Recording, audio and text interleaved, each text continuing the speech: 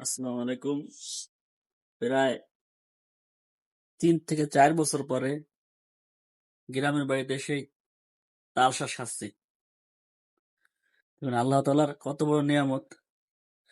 একটা সামান্য এরকম একটা ফলের মধ্যে কি সুন্দর শ্বাস আসে, এটা খেতে আসলে অসম্ভব মজার।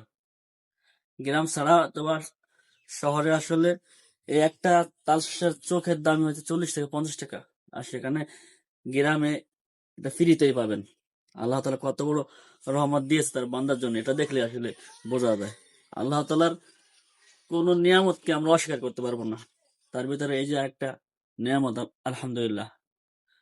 তো অনেক বছর খাই না, এবার খাবো। এটা অবশ্য গ্রামে যারা থাকে তাদের অনেক ফেভারিট। বিসমিল্লাহ। আলহামদুলিল্লাহ। ওকে।